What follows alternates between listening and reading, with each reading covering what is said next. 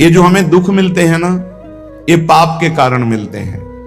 लोग मारे घूम रहे हैं दुख मिटाने के लिए, सोचते हैं कोई जादू कर दे, कोई टोना कर दे, कोई जंतुर बांध दे, कोई आशीर्वाद दे दे। अरे काहे को पागल हो? यदि तुम अच्छे आचरण करते हो, भगवान नाम जप करते हो, सद्धर्म से चलते हो, तो तुम्हें किसी से आशीर्वाद मांगने की जरूरत नहीं। बात मान लीजिए, प्रार्थना मान लीजिए। दिखावे में लाखों लोग अपने जीवन को नष्ट करने के लिए तैयार हैं। ये माया का ही तो दिखावा है जिसमें जन्म के जन्म हमारे नष्ट होते जा रहे हैं। सत्य मार्ग को क्यों नहीं पकड़ते हो? किसी के आशीर्वाद की जरूरत नहीं आपको आनंद प्राप्ति के लिए। आप आनंद के बच्चा हो, आनंद स्वरूप हो। जिनसे आशीर्वाद मांगते हो उनके अंदर जो आत्म तत्व बैठा है वो तुम्हारे अंदर बैठा है। वही संपूर्ण आनंद लिए तुम्हारे अंदर बैठा है। तुम्हें किसी से गिगियाने की जरूरत नहीं। बस तुम अपने स्वरूप को नहीं पहचान पा रहे हो, अपनी शक्ति को जागृत नहीं कर पा रहे हो, इसलिए तुम दौड़े घूम रहे हो। भागने की जरूरत नहीं है। सत्संग सुनो, उसे अपने आचरण में उतारो। ये बात आप कागज में लिख लो, चाहे दिमाग में लिख लो। जब तक आपके आचरण शुद्ध नहीं होंगे, जब तक आप भजन नहीं करोगे, जब तक आप दूसरों को सुख नहीं दोगे, मन वचन कर्म से किसी को भी दुख नहीं पहुंचाना, तब तक आप भागे। और यहां से लेकर ब्रह्मलोक तक अगर आपको सुख मिल जाए तो बता देना। आ ब्रह्म भुनान लोकान पुनरावर्तिनो, अर्जुन यहां सुख मिलने वाला है। आ ब्रह्म स्तंभ पर्यंतम सर्वम मायामयम जगत, यहां सुख मिलने वाला है। अगर सुख सिंधु भगवान का भजन नहीं करेंगे, बैठ के अपने घर में बैठकर आधा घंटा भजन नहीं करेंगे, मारे घूम रहे हैं, सोच रहे हैं ये भगवान का अवतार है, हमारा कल्याण हो जाएगा। ए भाई, जब भगवान वास्तविक अवतार लिए और जो भजन नहीं किए उनका भी कल्याण नहीं हुआ। भगवान के अवतार के समय हम भी रहे होंगे कहीं ना कहीं, किसी जीव जंतु के कल्याण हुआ क्या? अब भजन करोगे तो कल्याण हो जाएगा। हमारी बात मान लो। बार बार आपको कभी कड़वे शब्दों में, कभी मीठे शब्दों में बताते हैं, ए भाई बचपन से भगवान के मार्ग में लगे हुए हैं, हमको अपना कर्म भोगना पड़ रहा है। जो शरीर रचना के समय रचा गया था वो सुखद या दुखद कर्म भोगना पड़ा। रामकृष्ण परमहंस जी के कैंसर था, भाई जी हनुमान प्रसाद पोद्दार जी के उदर में कैंसर था, बड़े बड़े महापुरुषों को भोगना पड़ा। तो प्रारब्ध को भोग लो। ये भोगने की सामर्थ्य नाम जप से आ जाएगी, और नाम जप करके जन्म मरण के चक्र से मुक्त हो जाओ। मान लो मेरी बात। क्या वृंदावन की परम पावन रज से बढ़कर त्रिभुवन में कोई रज है? इस रज में बैठकर तुम्हें आनंद नहीं मिल रहा तो कहां मिलेगा तुम्हें? क्या भगवान नाम से बढ़कर कोई अमोघ शक्ति है जो भगवान को अधीन कर सके? सुमिर पवन सुत पावन नामो, अपने बस कर राखे रामो। लेकिन समझ में नहीं आता। ये जीव सोचता है कोई तपस्वी, कोई सिद्ध से हमारे दुख दूर हो जाए। नहीं, भगवान के वचन सुन लीजिए।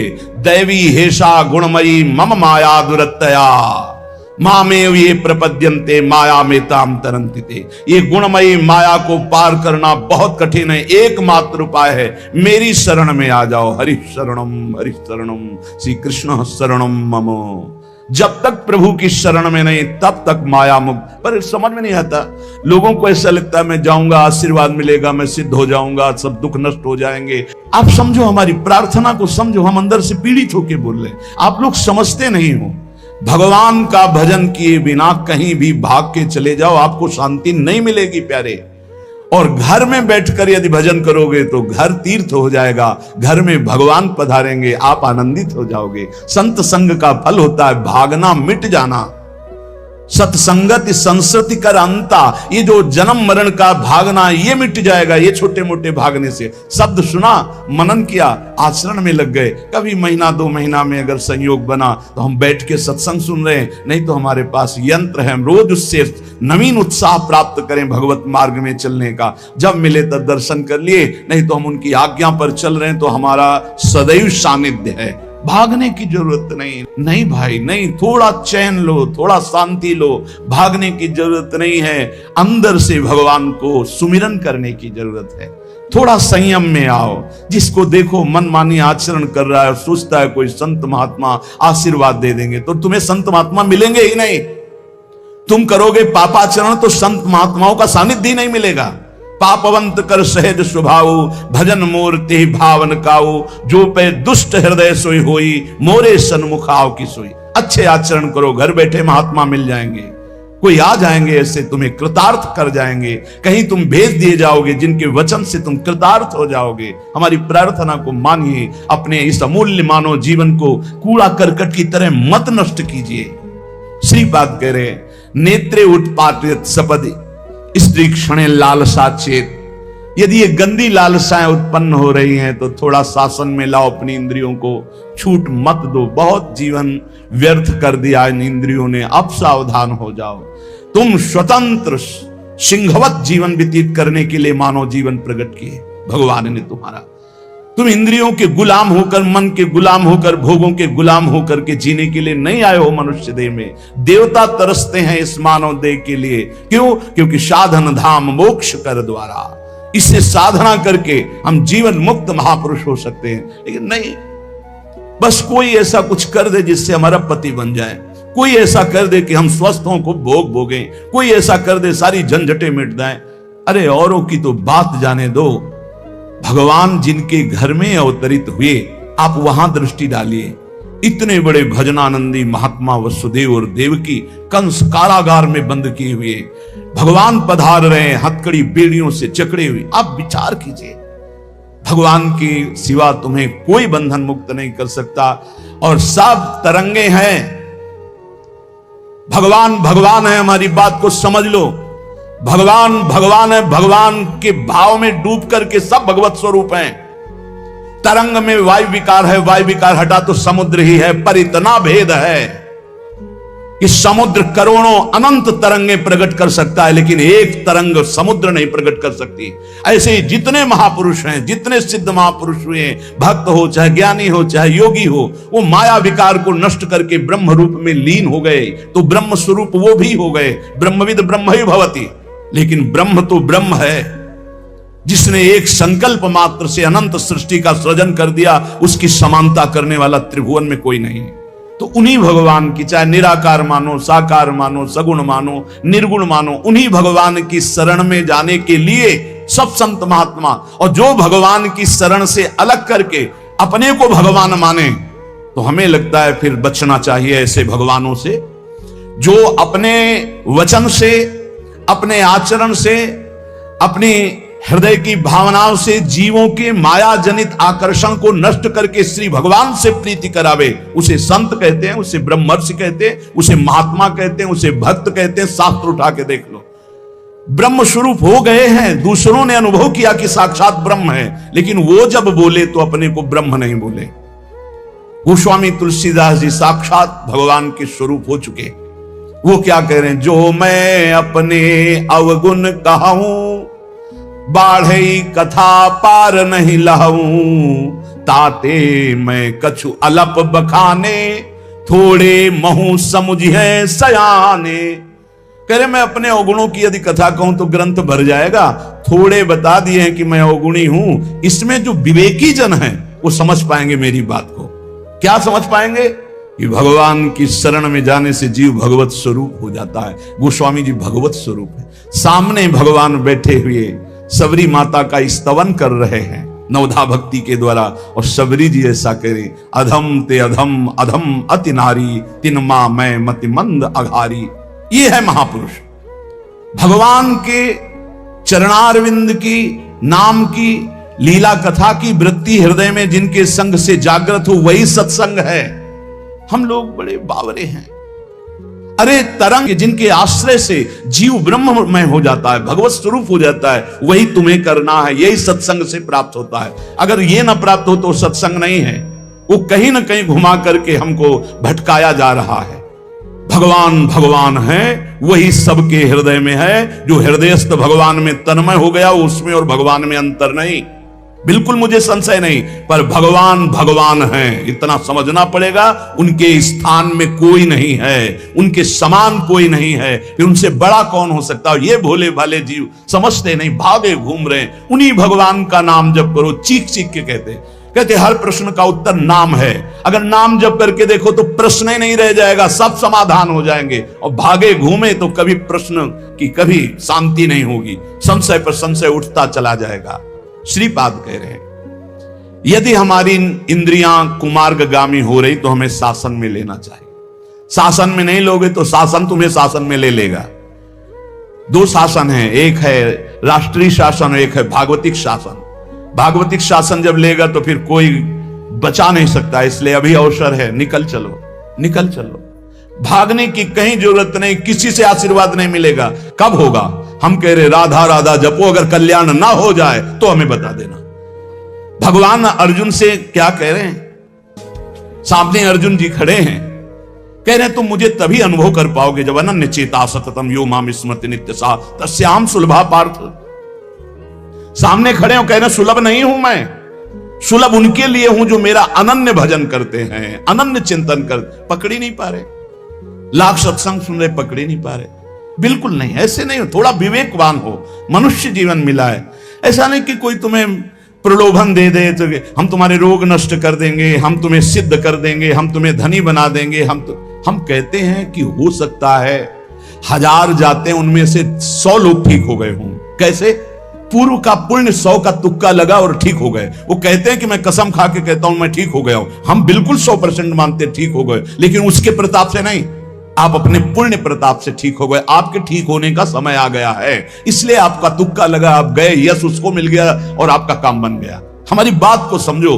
अपने लोग बहुत शास्त्र सम्मत, बहुत उसको सुलझ कर भगवत मार्ग को चल करके आपको बोल रहे हैं। अगर इन कर्मों को मिटाने के लिए जो हमारे शास्त्र बने हुए हैं उनके सिद्धांत के अनुसार चला जाए तो मिटा दिया जाएगा। लेकिन जब मिटाने की सामर्थ्य आती है तब लगता है अब इसको रख के क्या करेंगे, हमारे को तो प्रभु के पास जाना है, हमें तो दिव्य भाव देह प्राप्त है, हमें अपने स्वामी, अब इस शरीर का क्या करेंगे। तो जैसे सांप अपनी केचुल से संबंध नहीं रखता, ऐसे महापुरुष अपने शरीर से संबंध नहीं रखते। आप हमारी बात को समझ नहीं पा रहे, भटकते घूम रहे हैं, मारे घूम रहे हैं, क्लेश, अशांति, नाना प्रकार के दुख। अरे भाई, भगवान की शरणागति प्रतिपल परमानंद प्रदान करती है। क्यों नहीं शरण में हो जाते? क्या तुम्हारा पांच भौतिक देह नहीं? क्या हमारा पांच भौतिक देह नहीं? क्या तुम भगवान के अंश नहीं? क्या हम भगवान के अंश नहीं? अंतर क्या है? तुम संसार का चिंतन करते हो, भगवान का चिंतन करते हैं, तो क्या तुम भगवान का चिंतन करके नहीं बन सकते महापुरुष? क्या तुम स्वयं ऐसी शक्तियों को जागृत नहीं कर सकते? तुम सो रहे हो, जागो, भागने की जरूरत नहीं।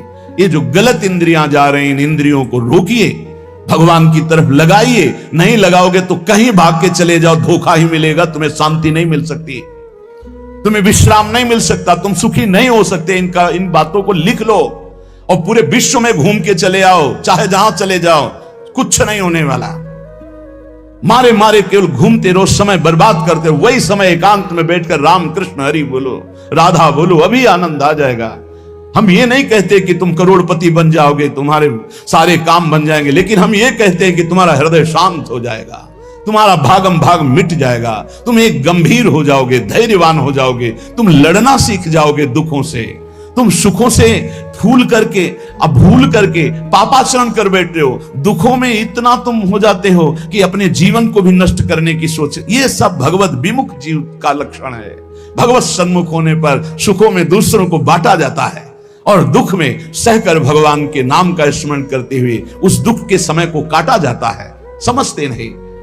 यदि तुम्हें वृंदावन में रह के पराई स्त्री को भोगने की इच्छा जागृत हो गई है, पराई स्त्री की तरफ काम दृष्टि से देखने की, आप पराय पुरुष शरीर की तरफ, तो कह रहे हैं कि अच्छा है, इससे अपने नेत्रों में पट्टी चढ़ा लो, मत देखो, ये नष्ट कर देंगे नेत्र तुम्हें। तो बाहर से कपड़े की पट्टी चढ़ाने की जरूरत नहीं है, नासाग्र दृष्टि रखो, इनको शासन में रखो। श्रीपाद करे नेत्रे उत्पाटयति सपदि, जहां साधक असावधान होता है वहां पश्चाताप उसको होता है, जलन होती है और उसके परमार्थ में विघ्न आ जाता है। इसलिए ब्रह्मा जी ने ऐसी रचना की है कि स्त्री को पुरुष शरीर में आकर्षण, पुरुष को स्त्री शरीर में आकर्षण या भोग बुद्धि से देखना, अपने को इसी को सुधारना है। अगर इसी को सुधार लिया तो परमार्थ पुष्ट हो जाएगा। यदि आपको ज्ञान नहीं रहा हो, आपसे ऐसे पाप बन गए हैं, गुरु पत्नी गामी सबसे महापापों में पहले आता है, फिर आता है जो ब्रह्म ऋषिजन हैं उनकी भार्या, फिर आता है मद्यपान, मदिरापान करना, फिर स्वर्ण की चोरी करना। और जो ऐसे पुरुषों का संगी है वो महापापी गौ हत्या करना महापाप। ऐसे जो महापापी जन हैं, पाप हो चुके हैं उनसे, अब वो विचार करें कि मेरा कल्याण कैसे हो सकता है, मैं तो महापापी हूं। तो श्रीपाद करें हर जीव को अंतिम सांस तक भगवत प्राप्ति का मार्ग खुला है। बहुत बड़ी बात है, बहुत बड़ी बात है। आज तक भोगना पड़ रहा है गुरुपत्नी गामी का कलंक चंद्रमा जी को, आज तक। ये बड़े बड़े महत् पाप हैं जो लोग नहीं समझते हैं। ये बात समझ लें, पर स्त्री गमन, मदिरापान, द्वीत कीड़ा, स्वर्ण चोरी, गुरुपत्नी गामी, ब्रह्म ऋषियों की तरफ जो उनकी भार्या है उनकी तरफ ये काम भाव से देखना, गौ हत्या, ये महत् पाप हैं। ये पाप नष्ट कर देते। भ्रूण हत्या, ये सब महत् पाप है। अगर ये पाप बन गए हैं जाने अनजाने में जीवन में, और अब हमने सत्संग सुना तो अब हमें प्रायश्चित हो रहा है कि मेरा कल्याण कैसे हो सकता है, तो श्रीपाद कह रहे हैं एक बार हृदय से जलन पैदा करो कि मेरे से बहुत गलती हो गई, और श्रीधाम वृंदावन आ जाओ। वृंदावन की परिक्रमा करो, रज में लौटो, रसिकों का संग करो। ये नियम ले लो कि अब जीवन में कभी पाप नहीं करेंगे, और नाम जपना शुरू कर दो। तो कह रहे हैं निश्चय सुनिर्वाही महाधार्मिका, निश्चित वो धार्मिक हो जाएगा, उसके सारे पाप नष्ट हो जाएंगे और भगवत प्राप्ति कर लेगा इसी जन्म में। भगवत प्राप्ति आखिरी सांस तक हो सकती है। आखिरी सांस में बोला राधा राम कृष्ण हरि, बिल्कुल भगवत प्राप्ति हो जाएगी। विश्वास कर लो इस बात पे। इसलिए कोई भी कभी निराश ना हो कि मुझे भगवत प्राप्ति नहीं हो सकती, मेरा कल्याण नहीं हो सकता। इस श्लोक में श्रीपाद ने बताया यदि ऐसे महापाप किए हुए हो तो श्रीधाम वृंदावन आ जाओ। धाम है भगवान का, निज धाम है। जो बड़े बड़े तीर्थों के अवगाहन से पाप नष्ट नहीं होते, जो कि महापाप कहलाते हैं, वो धाम में रज में लौटने से, परिक्रमा करने से, नाम कीर्तन करने से, सत्संग सुनकर सतमार्ग में चलने से। कह रहे हैं निश्चय सुनिर्वाही महाधार्मिका, निश्चय उसके सारे पाप नष्ट हो जाएंगे और वो धार्मिक ही नहीं महाधार्मिक हो जाएगा। यदि ऐसा पुरुष है, ऊपर के श्लोक में जो बताया महापापी, अब कह रहे हैं अगर ऐसा पुरुष है कि कभी धर्म की चर्चा ही नहीं सुनी, जो सदैव अधर्म में ही ग्रस्त रहा है और इतना नीच है कि पापी लोग भी उसकी निंदा करते हैं। कुछ पाप ऐसे होते हैं जिनके पापी लोग भी निंदा करते हैं। जैसे जेल कोई जाता है, हमें बताया गया है, तो उनमें कैदी लोग पूछते हैं क्या करके आया है, वो बताया गया कि भाई ये राष्ट्र रक्षा के लिए ऐसा ऐसा किया, पर अधिकार नहीं था, तो अनाधिकार चेष्टा में इसने अपने समाज की रक्षा के लिए ऐसे ऐसे किसी ऐसे उपद्रवी को मारा। तो हाथ मिलाते हैं उसको सम, ये काहे क्या है, बोले अपनी बेटी के साथ ऐसा गंदा आचरण कर। तो बोले वहां के कैदी भी गुस्सा होकर उस पर दृष्टि रखते हैं, उसे घृणित दृष्टि से देखते हैं। तो यहां कह रहे हैं जो धर्म की वार्ता नहीं जानता, अधर्म से ग्रसित रहा है, और नीच पुरुष पापी लोग भी उस पर क्रोध दृष्टि से देखते हैं कि बहुत ही नीच है ये। ऐसे खोट कर्म करने वाला समाज से जो बहिष्कृत हो चुका है और निश्चित हो चुका है कि अब इसकी दुर्गति पक्की है, उसके लिए भी एक चांस है। बोले निजोरु कृपया शांत्या च वृंदावनम स्वस्मिन नामृत चेत ददाति वसतिम धन्योस्ति वृंदावने। बोले निज कृपा से वृंदावन उसको पावन कर सकता है यदि वहां करके ये जीवन भर का नियम ले ले कि अब मरूंगा तो इसी रज में वृंदावन से कभी बाहर नहीं जाऊंगा, तो असीम कृपावान प्रिया प्रीतम का निज धाम ये उसके सारे पापों को नष्ट करके उसे धन्य कर, धन्योस्ति वृंदावने, उसे धन्य बना देगा। पहले में महापापों का वर्णन किया, दूसरे में नीच आचरण करने वाला अधर्मी जो सबसे ज्यादा तिरस्कृत है, वो भी अगर श्रीधाम वृंदावन में आमरण वास स्वीकार कर ले कि अब वृंदावन, वैसे तो मैं बहुत पापी नीच हूं पर अब वृंदावन को नहीं छोड़ सकता, आजीवन वृंदावन वास करूंगा चाहे जितना कष्ट मिले। तो श्रीपाद कह रहे हैं चेत ददाति वसतिम धन्योस्ति वृंदावने। वो वृंदावन वास स्वीकार करने के कारण वृंदावन की कृपा से निष्पाप होकर धन्योस्ति, धन्य हो जाएगा, अर्थात उसको भी भगवत प्राप्ति हो जाएगी। देखो जब आनंद मिलेगा तब मन पंगु हो जाएगा, जैसे भौरे में बहुत बड़ी ताकत है कि चाहे जितना मजबूत काठ हो, वो बड़े मौज से खिलते खिलते उसमें छेद कर देगा। जब कमल की पराग वृत्ति में वो पहुंचता है तो थोड़ा सा भी पराग को धक्का न लगे, शांत होकर बैठ जाता है, चाहे जीवन खोना पड़े वो कमल की पंखुड़ी को नहीं काटता। ऐसे उदाहरण दे रहे, ऐसे ही तुम्हारा मन तब तक उद्दंडता करता रहेगा जब तक भगवत सुख नहीं मिलेगा, और जिस दिन इसे आनंद मिला, भगवद आनंद, ये बैठ जाएगा, इसका अस्तित्व खत्म हो जाएगा, ये बैठ जाए। निज सुख बिन मन होई कि थीरा, बिना आत्मानंद का अनुभव मिले मन स्थिर नहीं होगा, शांत नहीं होगा, विश्राम नहीं पाएगा। भौरे का दृष्टांत देकर के मन को समझा रहे कि मन भौरा है, भटक रहा है विविध भोगों में, बड़ा मजबूत है, बलशाली है, लेकिन ये तभी निर्बल बनेगा जैसे भौरा कमल में आ जाता है तो वहां अपना बल खो देता है। ऐसे ही श्री हरि चरणारविंद, हरि नाम, भगवद आश्रय, भगवत भक्ति, इसी में मन आनंद को प्राप्त होगा। तो आपको कहीं भागने की जरूरत नहीं। आपने सुना कि जंगल में भागने से क्या होगा, जल पीने से क्या होगा, फलाहार रहने से क्या, शांति से अपने घर को ठाकुर जी का मंदिर मान लो, खूब नाम याद रखना चाहिए। अच्छे और बुरे भावों की उत्पत्ति, ये 10 बातें प्रधान होती हैं। आपके अंदर अच्छे भाव आ रहे या बुरे भाव आ रहे तो उनमें 10 बातें प्रधान हैं। पहला, स्थान। आप कहां बैठे हैं, कहां रह रहे हैं, किस जगह खड़े हैं, आपको स्थान देख करके ही बर्ताव में उतरना है। जैसे मंदिरालय है, आप वहां खड़े होंगे तो तमोगुण अपने आप बढ़ने लगेगा, आसुरी प्रवृत्ति बढ़ने लगेगी। ऐसे ऐसे जिस स्थान पर खड़े होने से, देखने से, बात करने से हमारी वृत्ति बिगड़ रही, उस स्थान का तत्काल त्याग कर देना चाहिए, वहां से हट जाना चाहिए। पहला है स्थान। जैसे सत्संग, यमुना जी का एकांतिक पावन तट, किसी लता के नीचे, किसी संत भगवान के सानिध्य में, अब हमारा ये स्थान भजन वृत्ति बढ़ाएगा। उस व्यक्ति का घर जिसके पास जाने से वासनाएं बढ़ रही, उस स्थान में जहां दृश्य देखने से हमारे अंदर गंदी बातें आ रही, पहला है स्थान। दूसरा है अन्न। बहुत बड़ा प्रभाव अन्न का होता है। अगर अधर्म के द्वारा कमाया हुआ अन्न है तो बुद्धि अधर्म में ही लगेगी।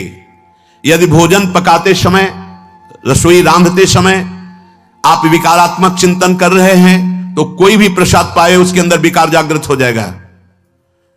अन्न का बहुत बड़ा प्रभाव पड़ता है। एक बार पूज्यपाद उड़िया बाबा जी महाराज अपने परिकर के साथ भ्रमण में थे तो किसी बड़े धनी मानी ने निमंत्रण दिया, महाराज आज यहीं रुको। तो बाबा ने कहा हम लोग गांव के अंदर नहीं रुकते, तो बाहर कोई वृक्षों का समुदाय, जंगल जैसा, तो उसमें वहां रुके, पर भोजन उनकी तरफ से, भोजन सबने पाया। जब सुबह हुआ तो महात्मा जन, साधक जन एक दूसरे की तरफ देखे और बोले आज तो हमको बड़ा दोष हुआ, गंदा स्वप्न आया और हमारा संयम बिगड़ गया। बोले ये तो हमको भी हुआ, जितने थे सबको हुआ। उड़िया बाबा के समीप गए, बाबा ने कहा अच्छा ऐसा हुआ, ये तो अन्न दोष है, बुलाओ सन्न पवाने वाले को, फिर चलेंगे। बुलाया और बाबा ने कहा बिल्कुल सत्य बोलना, नहीं तो आप जानते हो इतने महात्माओं के संयम को आपने भ्रष्ट कर दिया, सत्य बोलना, क्या बात थी। तो उनका महाराज संतान नहीं हो रही थी, सुना था आप बहुत सिद्ध महापुरुष हैं तो आपके परिकर को इसीलिए पवाया, अंदर काम भाव था, ये हमारी कामना थी कि संतान उत्पन्न हो, वैसे चिंतन करते हुए बनाया ऐसे। बोले सबका संयम नष्ट कर दिया, होश में, नरक जाने वाली बात मत सोचो। अरे संतों को पवाओ जैसे अपने पुत्र को पवाते हैं, ऐसी भावना करनी चाहिए। आज हो भाग्य तो परिणाम खुद मंगल में निकलेगा। काम भाव से युक्त होकर क्यों बनाया, सब संतों के अंदर विकार पैदा कर दिया। अन्न का प्रभाव पड़ता है, हम जैसा अन्न पाते हैं वैसा। कई बार सुनाया है, सिद्ध महापुरुष पूज्य प्रातः स्मरण श्री बलराम दास जी महाराज झाड़ू मंडल के, यमुना के पावन तट पर ही है, रासमंडल के पास ही, वो अपने एक लता के नीचे बैठे हुए भगवत चिंतन कर रहे थे। अचानक यमुना जिस नजदीक है तो कोई माई स्नान किए हुए निकली तो नेत्रों ने देखा और विकार उत्पन्न हो गया। वयोवृद्ध सिद्ध महापुरुष, उन्होंने कहा आप तो इस शरीर को नष्ट कर दूंगा। शिष्यों ने कहा महाराज ऐसा क्यों? बोले किसी माता के शरीर को देखकर हमारे अंदर विकार क्यों आ गया? ऐसा नहीं, आज तक कभी नहीं हुआ। ऐसा क्यों हुआ? उनका महाराज आपस में सब शिष्यों ने कि कुछ ना कुछ तो खान पान में गड़बड़ी हो गई, तभी ऐसा हुआ। बाबा आज परिक्रमा करते हैं वृंदावन की, बाद में आप जो आदेश करेंगे जैसा करेंगे, पहले परिक्रमा। वृंदावन की परिक्रमा का बहुत बड़ा प्रभाव। जब कभी मन आपका ऐसा विक्षिप्त हो, परेशान हो, तत्काल परिक्रमा प्रारंभ कर देना नाम जप करते हुए। आप देखना परिक्रमा पूरी होते होते शांति हो जाएगी। बाबा ने खूब नाम कीर्तन करते हुए शिष्यों के साथ परिक्रमा दी, मन का विकार शांत हो गया। उनका ऐसा कैसे हो सकता है कि हमारे अंदर विकार आ गया? ये बड़ी सूक्ष्मता का विषय है। कल प्रसाद कहां से आया था? उस समय लाड़िले गोविंद देव जी महाराज यहीं विराजमान थे वृंदावन में। बोले तो ठाकुर गोविंद देव जी का प्रसाद आया था। लकुट उठाई, गए वो तो भगवत स्वरूप तस्मित तज्जने भेदा भावात। भगवान और भगवान के ऐसे जनों में भेद नहीं होता, वो भगवत स्वरूप होते हैं। गए और कहा बताओ, आपका प्रसाद न पावे तो अपराध लगे कि प्रसाद नहीं पाया, और प्रसाद पावे तो हमारे अंदर काम जागृत हो जाए, हम तो मरे ना दोनों तरफ से। तो ठाकुर जी बात कर रहे थे, दूसरों को नहीं सुनाई दे रहा था। कह रहे थे कि देखो नाराज मत हो, कलकत्ता की वैश्या थी, उसने भोग लगाया, अब उसने भोग लगाया तो हमने चख पाया, तो आपको प्रसाद का किनका लेना चाहिए? किसने कहा था कि पूरा प्रसाद पाइए? जरा किनका ले लेते हो, मधुकरी पाते। हाँ ये बात आपकी मान। तो हमारा तो पूरा विश्व है, कोई भी भोग लगाएगा हम तो पाएंगे। और हमारे प्रसाद की निष्ठा आप सबके हृदय में, तो किनका लीजिए, पूरा मत पाइए। सोचिए, भगवद अर्पित प्रसाद और वृत्ति, भगवान ने आदेश किया किनका पाओ, माधुकरी मांग के खाओ। यहां वर्णन कर रहे, यदि हम अन्न थोड़ा भी हमारे अंदर दूषित चला गया, तो जब कभी ऐसी विकार की भावना हो, आपके अंदर विकार बन रहा है, तो खोजिए। आपने कोई दृश्य देखा है, आपने किसी से बात की है, आपने कोई ऐसा संकल्प बनाया, नहीं, तो फिर भोजन दोष आ गया। अब आज उपवास कर दो, जब तक वो वृत्ति न नष्ट हो तब तक कुछ मत पाना, जल से काम चलाना, तो एक दिन एक पहर अपने आप शांत हो जाएगा। अगर बहुत विकलता हो रही तो नाम कीर्तन शुरू कर दो, भोजन मत पाना, नाम कीर्तन शुरू, बिल्कुल शांति मिल जाएगी, बिल्कुल। और ये तो उदाहरण महापुरुष इसलिए देते कि हम सावधान रहें। हमारे अच्छे भाव या बुरे भाव में ये 10 बातें बहुत प्रभाव डालती हैं। पहला स्थान, दूसरा अन्न, और तीसरा जल। पानी भी बहुत संभाल के नहीं। आजकल तो देखो प्रायः ऐसे दांत से प्लास्टिक नोचेंगे, ऐसे पानी पिएंगे, कब भरी गई, कहां भरी गई, कैसा पानी, बड़ा देखो कैसा हमारे भजन साधन के लिए विक्षेप पैदा होता चला जा रहा है। पहले सुंदर सरोवरों का जल, मतलब 15 वर्ष तो गंगा जल ही केवल पिया है, जो आकाशवृत्ति से मिला है मिला नहीं, गंगा जल ही पिया है। कुआं का जल, फिर आया हैंडपैप का जल, अपवित्र होने लगा। हैंडपैप में जो वाशर, अगर वो कहीं चमड़े का पड़ा हुआ है तो अपवित्र जल हो गया। अब हैंडपैप का भी अंतर ध्यान स्वरूप हो गया, अब तो नहीं दिखाई देता। अब रह गया है मोटर से निकले और फिल्टर में जाए, वो मशीन जो फिल्टर करती है पानी को, आरओ, उससे। अब वो जिनके पास है तो है, नहीं तो परिक्रमा लगाया हो, आपको पानी पीने को नहीं मिलेगा। देखो कैसा समय आ गया। भोजन, पहले कोई दगाबाजी भोजन में तो नहीं करता था। गांव में जब जिसके यहां दूध बेचा जाता था ना, उसको बहुत लघु दृष्टि से देखा है, गाय माए एक बराबर होती है, ये दूध बेचता है। 10-5 किलो मठा तो आप ऐसे मांग के ले सकते थे, अगर अड़ोस पड़ोस में वो मठा मिल जाएगा। जब कोई उत्सव होता, फ्री दूध 100, 200, 500 किलो पूरे गांव के सब दे देते, कोई ऐसे बेचता था। अब दूध नहीं, जब बूढ़े लोग बैठते थे कहते थे पानी बिकेगा आगे चल के। आज पानी बिक रहा है, नहीं बिक रहा, पानी बिक रहा है। हमें लगता है सबको ही पैसे से ही पानी है, वो बोतलें नीली नीली नहीं, इतनी बड़ी बड़ी बिकती, उन्हीं से पानी पिया जा रहा है। आगे और समय जल का प्रभाव पड़ता है। जैसे हम गंगा जल पीते थे, सही कहते, कई कई दिन जब भोजन नहीं मिलता तो पूरी पौष्टिकता गंगा जल से मिलती थी। गंगा माता के जल से ऐसा लगता था मानो हम परम पावन अमृत पान कर रहे हैं, सारी पौष्टिकता मिलती थी। कुएं का जल अपने आप में पौष्टिकता से युक्त होता जो हमें चाहिए। आज देखो जल की समस्या हो गई, पवित्र जल पीने के लिए हम तरस रहे हैं। कहां हो जल और कैसे मिलेगा जल? या तो आप पैसे वाले हो तो आप खरीद करके पीजिए, नहीं तो अब वो जल नहीं रह गया कि कुएं से निकाला पी लिया या सरोवर से पी लिया। या कैसा दुर्भाग्य है। जल का बहुत बड़ा योग है साधना में। जैसे स्थान का तो परम पावन वृंदावन धाम, अन्न का तो अब हम भगवत प्रसाद पाते हैं, तो जल का बहुत बड़ा योग है। आज दूषित होता चला जा रहा है क्योंकि अब हाथ की बात नहीं रह गई है कि आप सुंदर कुआं से जल लें या सरोवर से जल लें या आप नदी से जल लें। स्वामी जी के लिए लिखा हुआ है कि रोज यमुना स्नान और रोज यमुना जल ही पान। हमारे वृंदावन के समस्त भगवत स्वरूपों का स्नान यमुना जल से ही होता था, हो रहा है और होता ही रहेगा। बिहारी जी के लिए आज भी कलश में भरकर यमुना जल ही जाता है। तो कपड़ा से ऐसे ढक के जब हम 2 बजे परिक्रमा देते थे तो एक महाभागवत है, वो किसी को छूते नहीं, दूर से कहते छूना मत, बिहारी जी के लिए जल जा रहा है स्नान के लिए बिहारी जी का। फिर चौथा है आपका परिकर, जहां पर रह रहे हैं वो समुदाय, चाहे परिवार हो या आप समुदाय, वो कैसा है? रजोगुणी है, तमोगुणी है, सतोगुणी है या त्रिगुणातीत भागवतिक है, उसका प्रभाव पड़ेगा। पांचवा है आपका पड़ोस, आसपास वाले घर, जैसा है वैसा प्रभाव पड़ेगा आपके ऊपर। पड़ोस निंदनीय है तो बंधन से युक्त होना पड़ेगा। लंका के पड़ोस में रहने के कारण अगाध महिमा वाले समुद्र को बांध दिया गया। रघुनाथ जी ने पुल बांधा और दंड देने के लिए तैयार हो गए थे सरकार, अग्निबाण संधान कर लिया था, पड़ोस के कारण ही तो ना, पड़ोसी रावण था।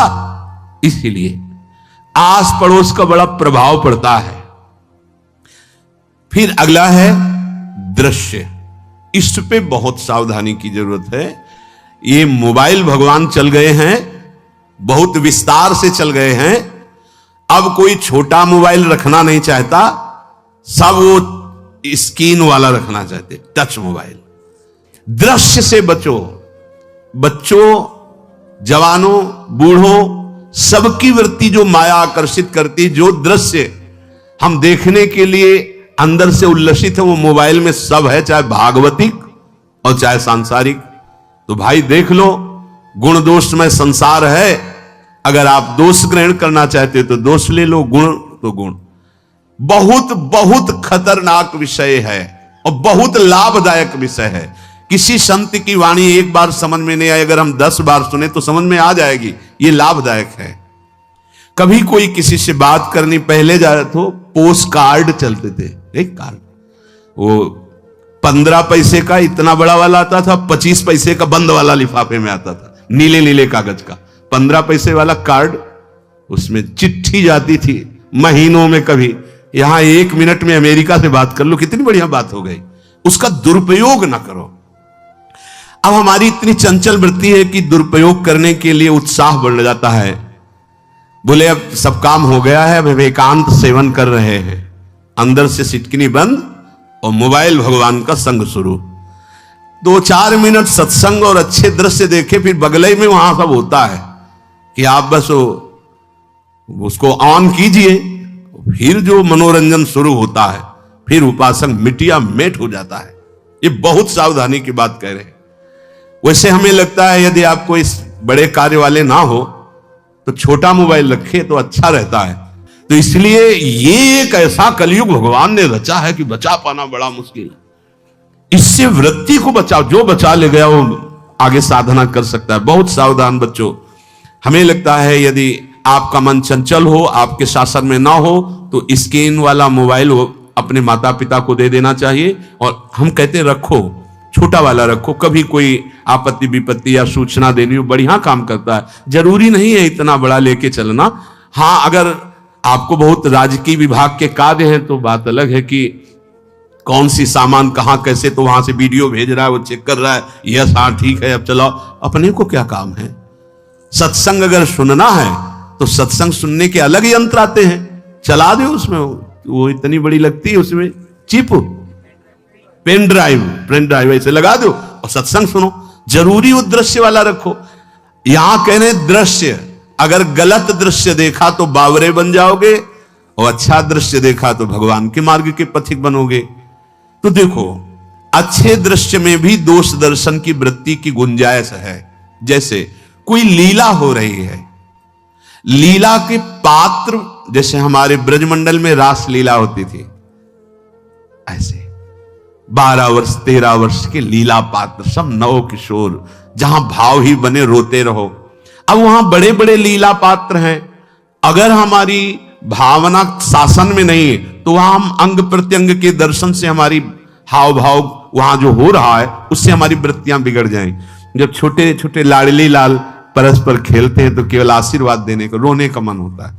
अगर आप लीला भी देख रहे हैं तो बहुत सावधानी की जरूरत है, क्योंकि वो चिदानंद शरीर नहीं है, पांच भौतिक शरीर। हमारी दृष्टि पंचभूत में लगी हुई है। नाम जप करो, लीला गायन करो, फिर देखो जो लीला है, यही जीवन का परम सुख मिलेगा। सच्ची मान लीजिए। बस हम बार बार ये कहते हैं मोबाइल का सदुपयोग कीजिए, दुरुपयोग नहीं। मोबाइल बुरा नहीं, उसका प्रयोग बुरा है। दृश्य और साहित्य वैसे ही मनोवृत्तियां फिसलने वाली हैं, और जब ये आ गया कि फिसलाने में कितना लाभ है तो ऐसा कोई साहित्य और आलोचना, ऐसी कोई वार्ता ना करे जिससे हमारे अंदर गंदे भाव आवे। यदि अच्छी चर्चा करते हैं तो अच्छे भाव आते हैं। देखो अभी ऐसी कोई भावुक चर्चा होने लगे तो सबका हृदय द्रवित हो जाएगा, और गंदी चर्चा हो तो हमारा हृदय विकार युक्त हो जाएगा। और कार्य, आप जो कार्य करते हैं उसका प्रभाव आपके मन के ऊपर पड़ता है। और उपासना, आप उपासना भोगों की करते हैं या योग की करते हैं, ये 10 से भाव बनते हैं और 10 से भाव बिगड़ते हैं। स्थान, अन्न, जल, परिवार, अड़ोस पड़ोस, दृश्य, साहित्य, आलोचना, आजीविका का कार्य और उपासना। यदि ये भागवतिक हुए तो आपके अंदर भगवत भाव बढ़ेगा, और यदि ये रजोगुणी तमोगुणी हुए तो आपके अंदर आसुरी भाव बढ़ेगा। इन 10 से सावधानी पूर्वक व्यवहार होना चाहिए। जैसे आस पड़ोस में है तो बड़ी सुविधा है, यहां कोई किसी से मतलब नहीं रखता, बगल वाला कौन है किसी से मतलब, ये बढ़िया है। ज्यादातर गांव में होता है। अपने यहां ये अच्छा है कि जैसे आप अपने कमरे में गए, किसी से कोई मतलब नहीं है, वैसे ऐसा ही जीवन रखना चाहिए। और उस पर ये ज्यादा जो व्यवहार मित्रता बढ़ाने वाला विषय, ये धाम में नहीं है। वृंदावन में ऐसा नहीं व्यवहार रखना चाहिए। आपके पड़ोस में कौन रख रहा है आपका परिचय नहीं होना चाहिए, कौन कौन रह रहा है आपकी जानकारी नहीं होनी चाहिए। नजर नीची की, अपने कुटिया में गए, अपने ठाकुर जी से मतलब, अपने भजन से मतलब। ना पड़ोसी को कुछ देना चाहिए ना लेना चाहिए, बात समझ लेना। कि जैसे आज उत्सव है उनको हम बुलाते हैं, वो हमारे यहां, ये व्यवहार यहां नहीं है। बनवासी हो, ठाकुर का भोग लगाया, और अगर आपको बांटना है तो बाहर निकलो, आधा किलोमीटर दूर ऐसी जगह बांटो जो तुम्हें राधे श्याम दोबारा ना बोले, फिर वो तुम्हें बुलाएगा, फिर वो बैठेगा, फिर प्रपंच की बातें होंगी, निंदा स्तुति की होंगी, फिर बड़ी संगोष्ठी होती है, पता चलता है। क्या फायदा ऐसे जीवन से? आप बनवासी हो, समय एकांत में दीजिए, अपनी कुटिया में बैठिए, नाम जप कीजिए, निकलिए, सत्संग सुनिए, ठाकुर दर्शन कीजिए, परिक्रमा कीजिए, फिर अपनी कुटिया में। ज्यादा व्यवहार में नहीं उतरना चाहिए, ये बनवास है, वृंदावनवास। सत्संग का सेवन, रजोगुण तमोगुण का त्याग, तो दुष्संग से आप बच जाएंगे। दुष्संग से बचने का मतलब है काम क्रोध मोह स्मृति भ्रंश बुद्धिनाश सर्वनाश कारणत्वात्, देवर्षि नारद जी कहते हैं। अगर दुष्संग का त्याग हो गया तो आप काम का, क्रोध का, मोह का, जो हमारी भगवत स्मृति का नाश कर देते हैं, जो हमारी बुद्धि का नाश कर देते हैं, जो हमारे सर्वनाश करने वाले हैं, इनका त्याग कर पाएंगे। कुसंग अगर हो गया तो इनका त्याग नहीं हो सकता, बहुत कठिन हो जाता है। भगवत संबंधी तत्वबोध होना या भगवत रहस्य लीला में प्रवेश पाना, जो अपनी इंद्रियों को भोगों में तृप्ति कराने की कोशिश कर रहे हैं, उनका चिंतन भोगों का ही होगा, तो कैसे तत्वबोध होगा, कैसे लीला में प्रवेश होगा? बस ध्यान देना है, कैसे हो पाएगा? क्योंकि जिस चित्त वृत्ति से भगवदाकार हमें वृत्ति करनी थी, वो तो हमने भोगों के चिंतन में लगा दी, भोग क्रियाओं में लगा दी। एक स्थिति होती है जब आपकी चित्त वृत्ति भगवदाकार हो गई है, तो व्यवहार में रहते हुए भी विषयान ग्रहणंत मुंचंत वा, खान पान उठना बैठना है सब बाहरी क्रियाएं हो रही हैं, अंतर से वो अपने आराध्य देव में सदैव स्थित रहता है। उसका परिचय आपको जब ऐसे महापुरुष का सानिध्य मिलेगा, तो आप विषय सेवन करते हुए भी निर्विषय रहेंगे। आपके अंदर विषयों की प्रियता नहीं रह जाएगी, आपके अंदर एक प्रबल वैराग्य ऐसी धारणा बन जाएगी, कुछ नहीं, कोई भी तुम्हें प्रभावित नहीं कर सकता। यद्यपि खान पान हर्ष आदि की सब व्यवहारिक वृत्तियां हैं, पर उस महापुरुष का प्रभाव ऐसा होगा कि आपका हृदय निर्विकार हो जाएगा। और बहुत ही त्याग की सब बातें की जा रही, लेकिन हृदय भी सही है, तो संग से विषय रंग बढ़ जाएगा। ये देखा गया है। हृदय अगर निष्प्रिय है, जिसका हम संग कर रहे हैं, तो उसका परिणाम निष्प्रिय निकलेगा। व्यवहार में कुछ भी हो, निष्प्रियता ही आपकी बढ़ेगी, निर्विकारता बढ़ेगी, क्योंकि उसकी स्थिति का संग हो रहा है, उसका प्रभाव पड़ रहा है। तो सर्वनाश की जड़ है विषय चिंतन। ये बहुत बड़ी बात है। विषय चिंतन सर्वनाश की जड़ है। यहां विषय भोग नहीं कहा, क्योंकि चिंतन का परिणाम भोग है। पहले चिंतन होता है। साधक ध्यायतो विषयान पुंसः संगस्तेषु उपजायते, संगात संजायते कामः, कामात् क्रोधो विजायते, क्रोधात् भवति सम्मोहः, सम्मोहात् स्मृति विभ्रमः, स्मृति भ्रंशात् बुद्धिनाशो, बुद्धिनाशात् प्रणश्यति सर्वनाश।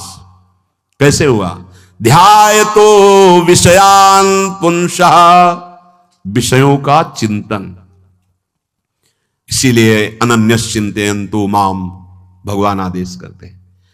विषय चिंतन न होने पावे, बिना चिंतन किए आपको कोई भी सुख नहीं मिल सकता। आप देख लीजिए, जगत के किसी भी भोग का सुख नहीं मिल सकता।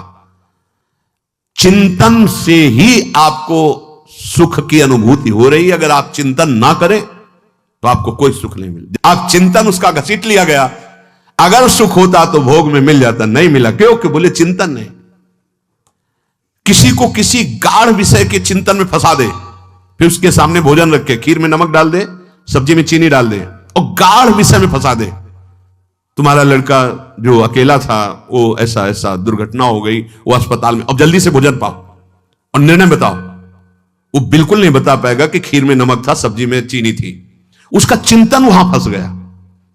अगर ऐसे चिंतन हमारा प्रियाजू में फंस जाए तो संसार के सब क्रियाएं होते हुए भी वो परमहंस है, वो विदेह है। चिंतन, हम लोग चिंतन में चूक कर देते हैं, तो फिर क्रियाओं में हमको बंधना पड़ता है। नहीं, सच्ची मानिए, कोई भी क्रिया उससे बांध नहीं सकती। तो क्या जिनका भगवत चिंतन होता है वो असत क्रियाएं भी करते हैं क्या? तो बोले जब चिंतन ही नहीं तो असत क्रिया कैसे हो सकती है? पहले क्रिया के असत चिंतन होता है। आप देखना, कोई भी कार्य पहले चिंतन होता है। इसीलिए यहां कह रहे हैं ध्यायतो विषयान पुंसा संगस्तेषु उपजायते। पहले, सबसे पहले विषय का चिंतन होता है। अगर विषय का चिंतन ना होने पावे तो आपको कोई फंसा ही नहीं सकता। भोग, कोई भी भोग नहीं फंसा सकता। जहां विषयों का चिंतन हुआ तो संग की प्राप्ति, विषय भोग की प्रबल इच्छा, प्रबल आसक्ति, और वो जो चिंतन हुआ था वही आपको सुख दे रहा है। वही, वहां सुख नहीं है, आपके चिंतन का वहां सुख। जैसा चिंतन, अगर आपका चिंतन विक्षिप्त कर दिया जाए, एकाग्र ना होने पाओ, तो किसी में आपको सुख नहीं मिलेगा, पक्का। अगर वही चिंतन सावई मना कृष्ण पदार विंदे हो तो कोई सुख है। गोपी जनों के पति भी हैं, पुत्र भी हैं, पूरे परिवार की सेवा करती हैं और बड़े बड़े परमहंस उनकी चरण रज वंदना करते हैं। क्यों? क्योंकि उनका चिंतन भगवान का हो रहा है।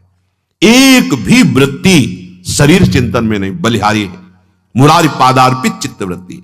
विषयों के चिंतन से विषयों में आसक्ति पैदा होती है, आसक्ति से विषय कामना की प्रबलता और क्रिया होती है, और क्रिया में बाधा पड़ने से क्रोध पैदा होता है, क्रोध से मूढ़ता छाती है, मूढ़ता से स्मृति भ्रमित हो जाती है, स्मृति भ्रंश से बुद्धिनाश होता है, और बुद्धिनाश ही सर्वनाश है।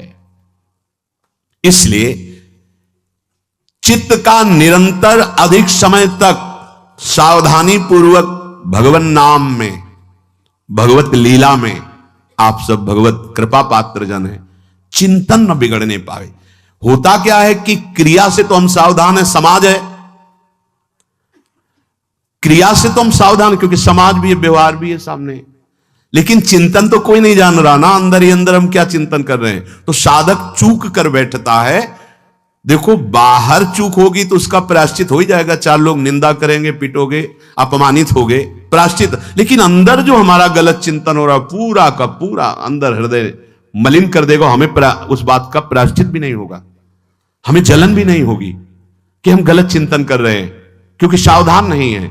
खास बात साधना में चिंतन संभालने की है। काम क्रोध मोह स्मृति भ्रंश बुद्धिनाश सर्वनाश कारणत्वात्, देवर्षि नारद जी कह रहे हैं।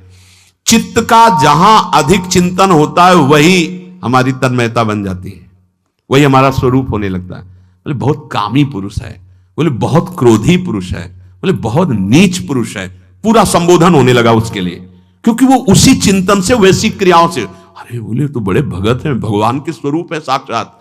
जो हम अधिक चिंतन करते हैं वही क्रियान्वित होता है, जो क्रिया होती, चिंतन होती, वैसे हमारा स्वरूप बन जाता है, वैसी हमारी स्थिति हो जाती है। सांसारिक विषयों और विषयी पुरुषों का शरीर संग, वाणी संग, मन के द्वारा संग, ये आपके अंदर विषय चिंतन बढ़ा देगा, विषय क्रियाओं में लगा देगा। इसलिए बहुत सावधान। विषय में कोई ताकत नहीं है, विषयासक्ति दुर्गति कर देती है। एक बार देवर्षि नारद जी जनक जी से कहा कि आप विदेह राज कैसे हैं, पत्नी भी है, परिवार भी है, सब वैभव भी है, वो आप एक राजा होते हुए विदेह राज। उनका आज विश्राम कीजिए, कल सुबह चर्चा करेंगे। तो रात्रि में अपने शयन गृह में देवर्षि नारद जी को शयन कराया और अपनी अर्धांगिनी से कहा कि आप जाकर शयन कीजिए देवर्षि नारद जी के साथ, जो आज्ञा। अब वहां देवर्षि नारद जी के समीप जब नारद जी ने देखा कोई स्त्री, तो शकिल गए और शकिल गए। वो तो आज्ञा जैसी हुई थी, जब दीवाल मिली तो दीवाल की तरफ मुंह करके लेटे रहे। अर्धरात्रि में उठी और चली गई। देवर्षि नारद जी सुबह गए और कहा कि ये क्या मजाक था आपका, यदि आपको ऐसा ही व्यवहार करना था तो आप हमसे कह देते तो हम बाहर जाकर शयन करते, आपने ऐसा क्यों किया? क्या हुआ महाराज? जब हम वहां शयन कर रहे थे, कुछ रात्रि व्यतीत होने पर आपकी अर्धांगिनी आई और लेट गई सैया पे। उनको पता नहीं कि एक देव ऋषि के साथ ऐसा व्यवहार नहीं कर। फिर क्या हुआ महाराज? फिर हम और शिकलते गए, फिर दीवाल मिली तो उधर मुंह करके फिर सो गए। तो तुमने स्त्री को दीवाल नहीं समझा, दीवाल को दीवाल समझा। यही आप में और हम में फर्क है। आपके लिए जैसे दीवाल निश्चिंतता का कारण है, ऐसे ही हमारे लिए स्त्री होते हुए भी वो दीवाल की तरह ही है, किंचन मात्र विकार उत्पन्न नहीं कर सकती। यही अंतर है। इसी बात से हमको विदेह राज कहते हैं। ये स्थिति अब कह दे स्त्री शरीर और दीवाल में क्या ज्ञान की विशेषता? वो जड़ है और चैतन्य नहीं। ये शरीर भी जड़ है, चैतन्य आत्म तत्व है। पंचभूतों से दीवाल बनी है, अग्नि तत्व से ईंट पकाई गई है, पृथ्वी तत्व तो है ही, पृथ्वी तत्व में जल मिलाकर उसको आकार दिया गया है, वायु तत्व ने उसे सुखाया, अग्नि तत्व ने पकाया है, और शब्द आकाश तत्व है। पांच भूतों से वो बना, पांच भूतों से बना है। सच्चा ज्ञान ये कि इसमें और दीवार में कोई अंतर नहीं। चैतन्य घन आत्म तत्व के कारण ये चलता फिरता नजर आता है और वो खड़ा स्थायी जड़ दिखाई दे रहा है। इसमें भी भगवान है, उसमें भी भगवान है, इसमें भी पंचभूत है, उसमें भी पंचभूत है। नरसिंह भगवान खंभे से प्रकट हुए थे, बस केवल अज्ञान के कारण जड़ चैतन्य का भेद है। तब समझ में आया ये जो हमारे अंदर भोगों की आसक्ति है, यही कामना प्रकट करते, यही पाप प्रकट करते, यही हृदय को मलिन कर। इसलिए हम अपने चिंतन को संभालें, चित्त चोर के चरणारविंद का चिंतन करें, निरंतर नाम जप करें, भगवद आश्रित रहें। प्रभु अपने भक्तों की रक्षा करते हैं, जैसे मां अपने बच्चे की। करूं सदा तिनके रखवारी, जिम बालक राखे महतारी। राधा राधा राधा शिष्य जागे। श्री राधा वल्लभ लाल की। अगर दुख मुझे घेरे हैं, मेरे प्यारे राजी हैं, तो मुझे दुख से कोई परेशानी नहीं। यह है प्रेमी का हृदय। देखो त्रिपुरदास जी महाराज कायस्थ कुल में प्रकट हुए। ब्रजमंडल में शेरगढ़ है, वहां इनका जन्म हुआ था, वहां के निवासी थे। और आपके पिता राजमंत्री थे। बचपन से ही भगवत भक्ति के संस्कार थे। जिनमें कुछ दिव्य प्रकाश होता है वो बचपन से भगवत भक्ति का। जिनको ये लगता है कि जवानी में विषय भोग लें और बुढ़ापे में भजन करेंगे तो भूल जाए। बुढ़ापे में मन को प्रभु में नहीं लगाया जा सकता। यदि आपने जवानी में भजन का अभ्यास नहीं किया तो बुढ़ापे में नहीं होगा। बुढ़ापे में प्रपंच ही होगा, पक्का विश्वास मान लीजिए। और जितने भी दिव्य महापुरुष हुए हैं, जिनके जीवन प्रकाशित हुए हैं भक्ति अध्यात्म की ऊंचाई में, वो बचपन से श्री भगवान में लगे। त्रिपुरदास जी के घर में राजमंत्री पिता थे, पर बहुत ही सुंदर भक्ति के संस्कार थे। एक बार आप पिता के साथ आगरा से किसी कार्य के लिए गिरिराज जी आए, तो यहां ठाकुर श्री श्रीनाथ जी का दर्शन किया। यही विराजमान थे अन्योर में, जहां जत्तीपुरा इधर ठाकुर जी यहीं प्रकट हुए हैं। श्रीनाथ जी अपने ब्रज के हैं, गिरिराज जी के। ऐसा सुंदर रूप श्रीनाथ जी का, ये नवीन किशोर अवस्था लुभायमान हो गए। बहुत हट किया, अब मैं नहीं जाऊंगा, इन्हीं के दर्शन करूंगा, इन्हीं के पास रहूंगा। पिता राजमंत्री थे।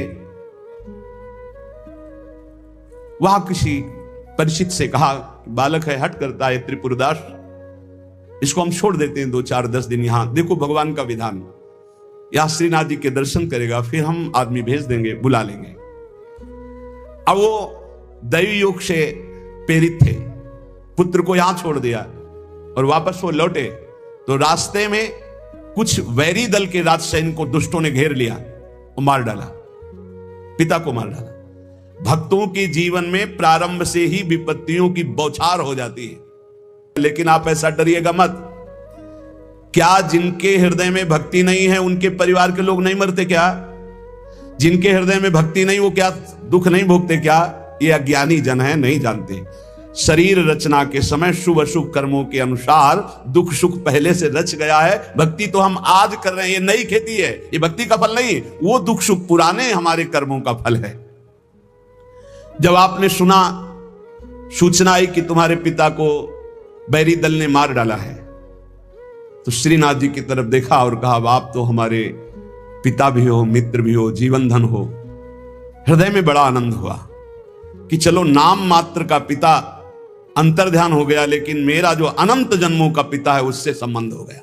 अब तो मेरे श्रीनाथ जी के सिवा कोई नहीं है। एकदम निश्चिंत हो गए।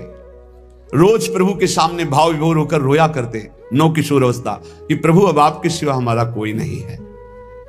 एक दिन वल्लभाचार्य भगवान आचार्य चरण, जिनके दुलारे लाडिले श्रीनाथ जी हैं, वो सेवा में आए तो देखा है बालक बहुत एक दृष्टि से देखता है और रोता है। लाओ इस बालक को सामने लाया। ये है भगवत कृपा। जब भगवत कृपा होती है तब गुरु मिलते हैं, जब गुरु कृपा होती तब भगवान मिलते हैं। जब भगवान की कृपा होती तब गुरुदेव मिलते हैं, संत मिलते हैं। जब द्रवहि दीन दयालु राघो तो साधु संगति पाइए। और जब संत द्रवित होते हैं तब भगवान का साक्षात्कार होता है। बुलाया और परिचय पूछा, कौन है ये? तो कहा, अमुक राजमंत्री का पुत्र है, इनके पिता यात्रा में मारे गए हैं। और ये बहुत आसक्त चित्त होकर श्रीनाथ जी को देखते, श्रीनाथ जी से रोते हैं। त्रिपुरदास जी ने साष्टांग दंडवत किया वल्लभाचार्य जी को और कहा, प्रभु मैं मात्र पितृहीन, न मेरे माता है न पिता है, मैं अनाथ बालक हूं, बस मेरे नाथ तो श्रीनाथ जी ही हैं। और आपके श्री चरणों का आश्रय दे दिया, प्रभु मुझ अनाथ दीनहीन को आप स्वीकार कर लीजिए। बहुत प्रसन्न हुए। इतना छोटी अवस्था में ऐसे शुद्ध शब्द, ऐसे भागवतिक चेष्टाएं। चलो आज अभी इसी क्षण मैं इसको दीक्षा देता हूं। आचार्य श्री वल्लभाचार्य जी विधि पूर्वक दीक्षा देकर ब्रह्म संबंध कराया, कुछ दिन तक पास रखा और कहा वापस जाओ घर। श्रीनाथ जी की सेवा की भावना रखो, निरंतर चिंतन करो, ध्यान में श्रीनाथ जी का स्मरण रखो, भक्ति में जीवन व्यतीत करो। हमारा सदैव कृपा प्रसाद तुम्हारे साथ है। गुरु आज्ञा तत्काल श्रीनाथ जी से उनके जो परिचय के थे ले गए। यवन राजा था, उनके राजमंत्री थे पिता। तो जब नौ किशोर अवस्था से थोड़ा बड़े हुए तो इनके पिता का पद इनको दिया, राजमंत्री बना लिया। अब ये राजमंत्री में जितना वैभव मिलता, तो इन्होंने एक बात सत्य समझी कि धन की सच्ची योग्यता क्या है? बोले संतों के मुख में चला जाए, संतों की सेवा में चला जाए, भगवंत सेवा में लग जाए, सो धन धन्य प्रथम गति जाकी। धन की सार्थकता है। ये भागवतिक सरकारी बैंक है। जैसे भारतीय सरकारी बैंक में जमा करो जब चाहो ले लो ब्याज सहित, ऐसे भागवतिक सरकारी बैंक है। गौ संत जन, ब्रह्म ऋषि जन, भगवान किसी विग्रह की अर्चा पूजा और किसी ऐसे असहाय की जो बीमार है, जो अपवित्र है, असमर्थ है, उसकी सहायता भगवत भाव से कर देना, उसमें जो धन खर्च होना, ये सब भागवतिक बैंक में जमा होता है, आपको मिलेगा, ब्याज सहित मिलेगा। हमारे प्रभु की बैंक में परसेंट बहुत ज्यादा मिलते हैं। 1 रुपया का लाख गुना ब्याज मिलेगा।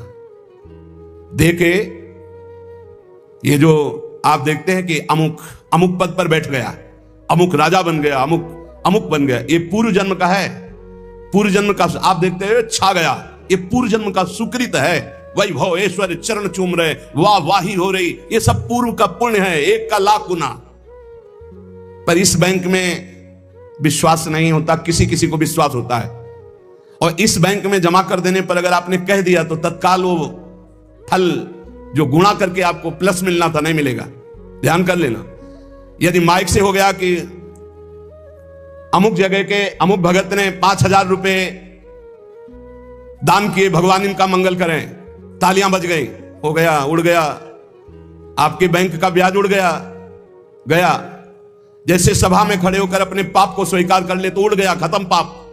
ऐसे सभा में यदि पुण्य स्वीकार कर ले तो खत्म। बुजुर्ग जन कहते थे कि दान ऐसा करे कि दाएं हाथ से दे, बायां हाथ न जाने, नेकी कर दरिया में डाल, कोई जान न पावे, तब लाख गुना हमारी भागवतिक बैंक से उसे मिलता है। ये तो हुआ अपना धन देने पर। और अगर ये बात हो जाए कि हे प्रभु आपकी वस्तु आपको समर्पित करते तो भगवान मिल जाएंगे, तो दियम वस्तु गोविंदम तुभ्यमेव समर्पये। ये निश्चय किया त्रिपुरदास जी ने कि राजमंत्री पद से जो भी धन आएगा मैं केवल सेवक की तरह प्रसाद से शरीर पोषण करूंगा, सारा धन संत सेवा और भगवंत सेवा में लगाऊंगा। उस श्रीनाथ जी के लिए नियम लिया, प्रतिज्ञा ली कि हर साल सर्दी में दगला बनवा कर भेजेंगे, रत्नों से हीरो से जटित बढ़िया पोशाक सर्दी की, सुनहरे गोटे, सुंदर सुंदर रत्न जटित। अब चाहे करोड़ों के रत्न लग जाए श्रीनाथ जी के लिए, और राजमंत्री थे, दगला भेजते और रोज संत सेवा होती त्रिपुरदास जी के यहां। संत जन आते, प्रसाद पाते। धन की यही सार्थकता है।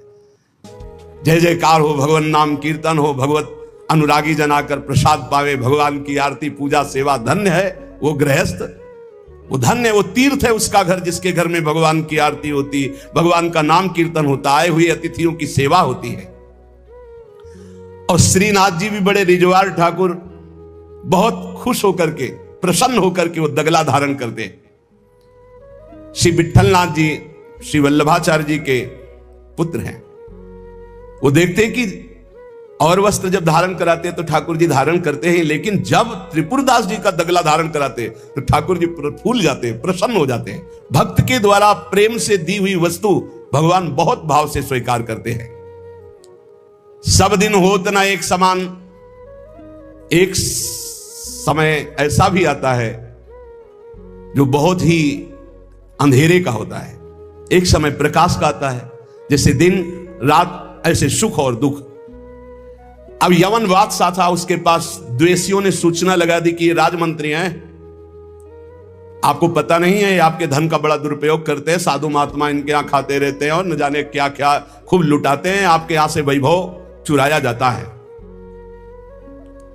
और वो राजा यवन, उसकी बुद्धि बदल गई, उसने तत्काल आदेश किया सर्वस्व अपहरण कर लिया जाए, त्रिपुरदास जी का सर्वस्व संपत्ति जब्त कर ली जाए। मतलब पात्र भी घर में नहीं रह गए, सब जब्त कर लिया गया। जहां रोज संत सेवा, ठाकुर सेवा, श्रीनाथ जी के लिए बहुत महंगा पोशाक सर्दी की, सब एक पात्र भी नहीं रहने दिया, सब जब्त कर लिया। खाने पीने के लिए एक दाना भी नहीं रह गया, कुछ नहीं, सब जब्त कर लिया, केवल दिवाले दिवाले। अब आप विचार करो, जिसका ऐसा चल रहा हो उसका ऐसा। इसलिए होश में रहना चाहिए। सब दिन होत न एक समान, ये शब्द याद रखना चाहिए। सुख है तो फूलो मत, कल दुख आने वाला है। शरीर स्वस्थ है तो अभिमान मत करो, कल कोई रोग आ जाएगा। जीवित हो तो अभिमान मत करो, कल ही मृत्यु आ सकती है, आज भी आ सकती है। होश में। खूब धन संपत्ति है, कल ऐसा हो सकता है टुकड़े टुकड़े के लिए मोहताज हो सकते हो। पक्का पक्का। आज दुख हो घेरे हैं तो आप निराश मत होइए, कल आप बहुत बड़े आदमी बन सकते हैं। उत्साह संपन्न रहिए। आज बहुत बड़े आदमी है, धन है, संपत्ति है, वैभव है, नौकर चाकर है, बहुत फूलिए मत। हो सकता है ऐसा समय आ जाए कि तुम्हें किसी के यहाँ नौकरी करनी पड़े अपने पेट भरने। आप किसी और ये सेवा नहीं होगी तो मेरा जीना, क्योंकि मैंने नियम लिया था कि मैं अपने जीवन में जब तक जीऊंगा हर वर्ष आपको सर्दी के समय पोशाक भेजूंगा, सर्दी की। आप ठाकुर जी से विनय करने लगे कि मैं सब कष्ट सह सकता हूं, आपकी सेवा छोड़कर नहीं। इतने में देखा, दृष्टि गई तो एक ऊपर दावात रखी थी। आपको जैसे कोई डूबते हुए को तिनके का सहारा मिल जाए, और वो दावत पीतल जैसी दिखाई दे रही थी, तो लग रहा था कुछ सिक्के की तो बिकी जाएगी। दावत ली, बाजार में बेचने के लिए गए कि अगर ये बिक जाएगी तो थोड़ा भी कपड़ा मिल जाएगा, तो नियम की तो पूर्ति हो जाएगी। भगवान अपने भक्तों को ऐसा कष्ट क्यों देते हैं? क्यों देते हैं? बड़े आराम से जय जयकार हो रही थी, संत सेवा हो रही थी, ठाकुर सेवा हो रही थी। श्री प्रियादास जी कहते हैं, भयो ईश ख्याल, इष्ट देव को ये पसंद है। डरना मत, डरना मत कि इष्ट देव को ये पसंद। क्या पसंद है? अनन्य चिंतन। धन का आश्रय भी नहीं होना चाहिए। सुनेरी मैंने निर्बल के बलराम, अपबल तपबल और बाहुबल, चौथो बल है दाम। और आपसे बता दें, कक्षा 1 के विद्यार्थी से PhD के प्रश्न नहीं पूछे जाते। आप मत डरना, क्योंकि आप क्लास में हैं ही नहीं। आप इस क्लास में नहीं हैं, आप डरना मत। नहीं आपको लगे कि भगवान हमारी भी परीक्षा लेंगे, तो आज जो चैन से हम AC में रह रहे हैं, कल फिर सब खत्म हो जाएगा। ऐसा नहीं, ये डिग्री वालों की होती है। अपने लोग हो पार्टी छुइया वाले, पहले क्लास वाले हैं, खूब टॉफी मिलेगी और आराम से पढ़ने को। यहाँ परीक्षा नहीं होती। यहाँ 2-4 क्लास तो ऐसे ही बढ़ा दिए जाते हैं। जब डिग्री आती है तब वहां परीक्षा होती है, इस बात की कि अब तुम्हारी स्थिति क्या है। त्रिपुरदास जी के ऊपर जो भगवान की विशिष्ट कृपा हुई, ये भगवान श्री कृष्ण चंद्रजू ने युधिष्ठिर जी से कहा। एक बार युधिष्ठिर जी ने कहा कि प्रभु, ऐसा भी आपका नाम लेते हैं, धर्म से चलते हैं, कोई कदम भी कहीं अधर्म नहीं। अर्थ समझ लो भाई, डरना नहीं, डरना ले ली। इसलिए बीच में कह रहे कलयुगी भगत है, ये ले अपनी कंठी माला अनुग्रहामि। बहुत अनुग्रह, हमें नहीं चाहिए आपका अनुग्रह। भगवान ने युधिष्ठिर जी से कहा, यस्याहम अनुग्रहणामि, जिसे मैं स्वीकार कर लेता हूं कि मेरा है, उस पर मैं कृपा करता हूं। हमने ये देखा, पहलवानों से भी मिले हैं, वो कुश्ती में अपने जन को वहीं पीटते हैं जहां से कमजोर होते हैं। जैसे यहां मारा, बोले अब 1000 बार यही मारेंगे, वो 1000 बार मारेंगे ये थपाड़ा, 1000 बार मार के फिर गिरा के टिहुना से मारेंगे यहां। और जब टिहुना सह गए तब कहेंगे ठीक है लड़ो, क्योंकि हमने पक्का कर दिया अब यहां तुम्हारे कोई मारे तो तुम फेल नहीं होगे। ऐसे कुछ जगत गुरु श्री कृष्ण हैं। हमारा ये पार्षद कमजोर कहां से हो सकता है? जहां कमजोर वहीं मारा जाता है। बड़ा सुविधा होगी तो सुविधा पर ही मार चलेगी। अब सुविधा के बिना भी भजन हो सकता है। उस समय तुम्हारी मांग क्या होगी, सुविधा या भगवान? त्रिपुरदास जी किस लिए रोए? कि आपकी सेवा का प्रण लिया था, उस सेवा की पूर्ति। भगवान कह रहे कि जिस पर मैं कृपा करता हूं पहले उसका धन बल अपहरण कर लेता हूं। ये धन बल अपहरण कर लेता हूं। जब वो निर्धन हो जाता है तो सगे संबंधियों का अपहरण कर लेता हूं। या तो सगे संबंधी छोड़ देंगे। देखा ना पिता रास्ते में ही राधे श्याम। बहुत कृपा समझना कठिन है।